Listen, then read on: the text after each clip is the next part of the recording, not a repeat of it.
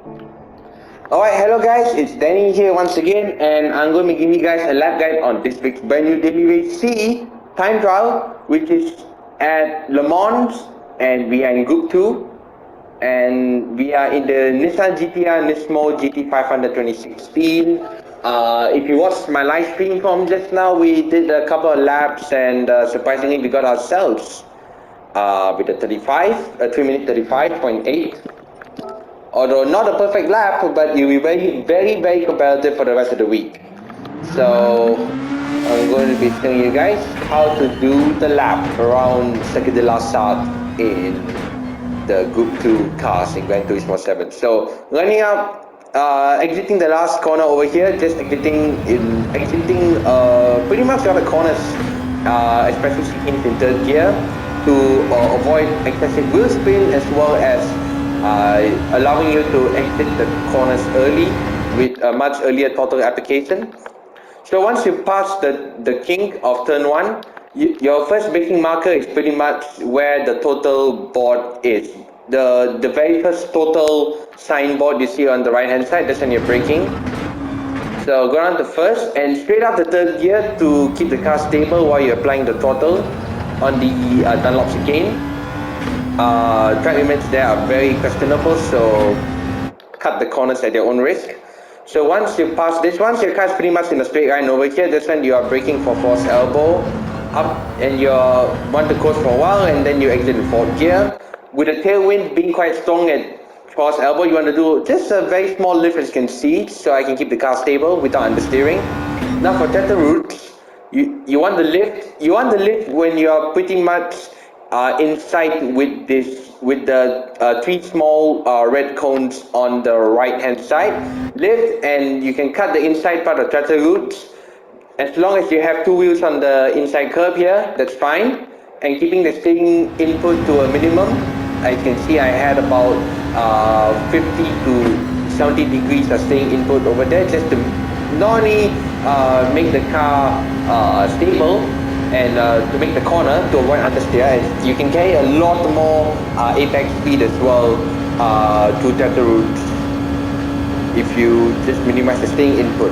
So now with the headwind, you can brake pretty much dead on level at the 100-meter board over there.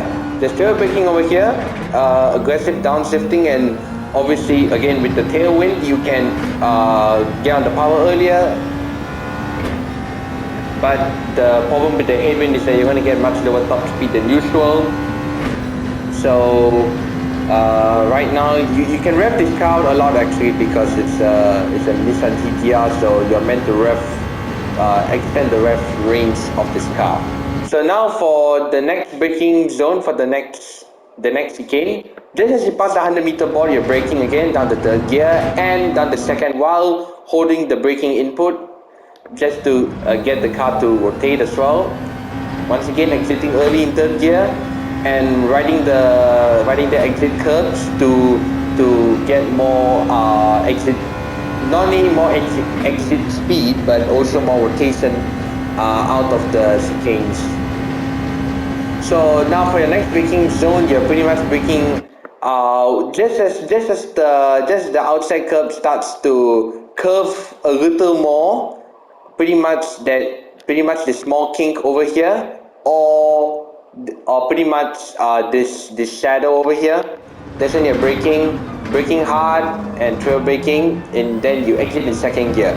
You have to be extra cautious for the throttle here, as you are now going to experience a tailwind. Therefore, if you apply any throttle input, you're going to get a snap on the rear end of the car. So be very gentle with the throttle input. Exiting the Mulsanne hairpin. So now heading to Indianapolis corner, you can take the first part flat here. Once you pass the inside curb here, you are braking in a straight line down to second gear, and you're exiting Indianapolis in third gear. So your next braking marker here will be pretty much the 50-meter board over here. As you can see, I probably held on the brakes for too long, but that's okay. I still made the corner and exiting it in second gear.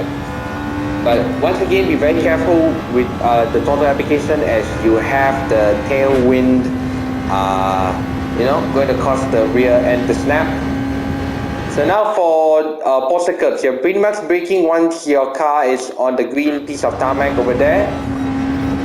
And just staying in 5th gear, and as you can look at my steering inputs, look at the red dot, I'm just minimizing, keeping it very smooth over here.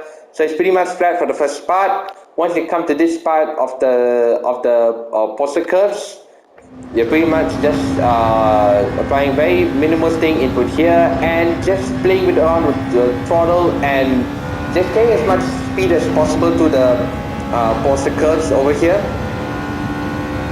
And now for the final chicane, you're pretty much braking just as you are pretty much lined up at the end of the pit entry and the start of the curb for the 4th chicane. So you want to cut the first part as much as you can. You can brake actually much earlier than I did. I probably broke a bit too late there. And you exit the 4th chicane in 3rd gear for the stability, and yeah, that's pretty much a lap of Le Mans in Group 2. So it's not the best of laps, but you still be quite competitive heading for the rest of the week basically. So I hope you guys enjoyed this lap guide. Sorry if I sound all over the place today. I've been working for the past 4-5 days, I've not had much time to drive the Gran Turismo, but I've not lost my pace. Of course, I still play the game every day, just not as much as I used to. And I'm dehydrated, so I need to drink water. So anyways, I'm going to leave you guys with no commentary version of the lap. Enjoy it, and I hope you guys find this lap guide helpful as usual. And have a great week. Bye bye.